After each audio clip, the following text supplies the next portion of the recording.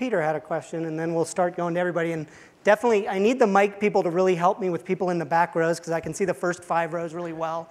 But I think Doyne is getting at something very important, and it's captured also in the title of Reinventing Markets.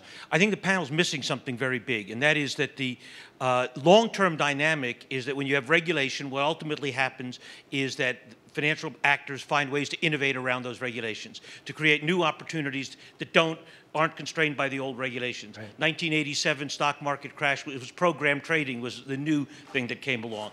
Now it was the new kinds of instruments in derivatives that created and the leverage associated with it. We're going to regulate against that, and then actors like you guys will invent new ways to play in the market that will get around the market, and eventually that will run away and crash again, and then we'll regulate against the last crisis. So there's this long-term dynamic of innovation moving against the regulation, and we inevitably generate crises that way over the long run. Right, and I think that's why I started with my response to Justin's first question, is that most of the innovation, you're correct, most of the innovation has taken place outside the sphere of the regulated markets, right?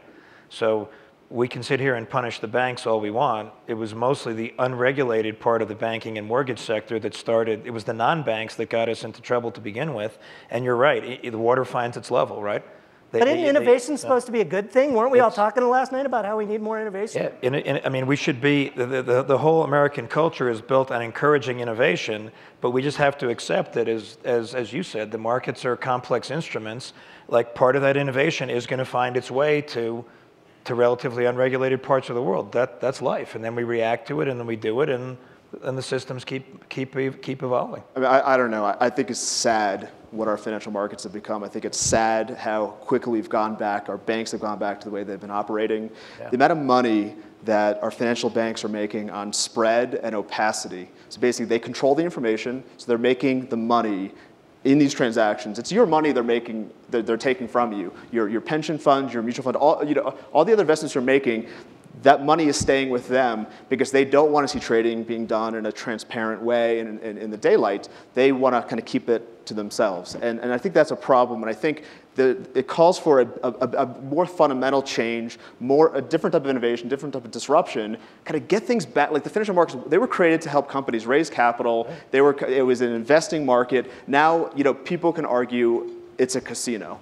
And I think that's sad. We need to kind of go back to the way things used to be, slow things down, help companies raise capital, help companies grow, and get away from this casino mentality. I don't know. I think you have to be a little careful, because markets are the way society sets its goals. They're the primary goal-setting mechanism. Markets are processing information so that we can say what prices ought to be, or so that prices emerge.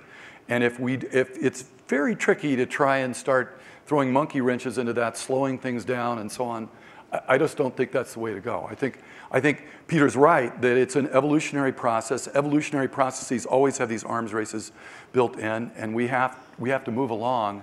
And the problem now is that the academic side, the market side, the rule-setting side, we don't have the resources and the information behind that to understand what's going on. We have a backwards economics establishment and a National Science Foundation that spends $4 million a year.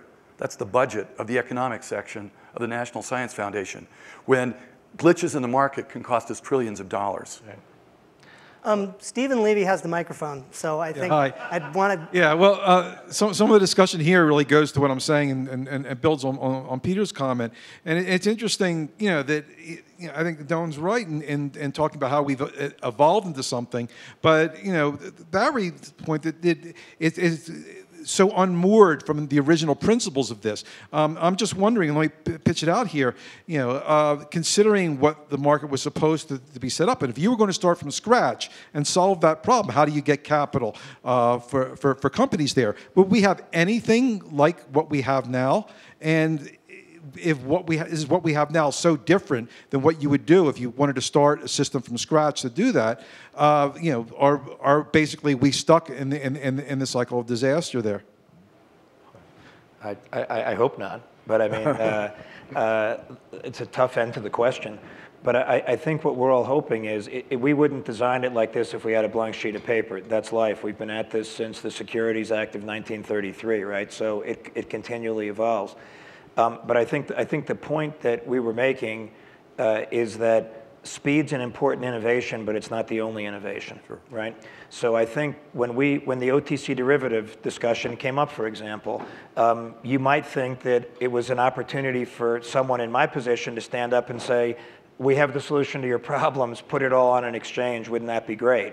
My view was if the problem you were trying to solve was what Doyne was getting at with the, giving people more information so that they could better manage and measure the risk, well then centrally clearing these products and reporting them transparently seems pretty hard to argue against. And those are core principles that we have never applied to markets that dwarf the size of the regulated markets in this country. If you look at the notional value on currency, OTC derivatives, it dwarfs what you and I are trying to do in the more traditional market spaces, right? Not even comparable.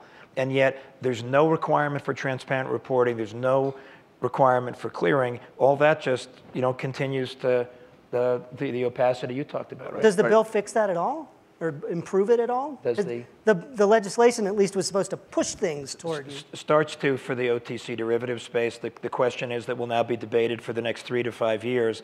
Lest we think the bill being signed does anything, the codification process starts now, right?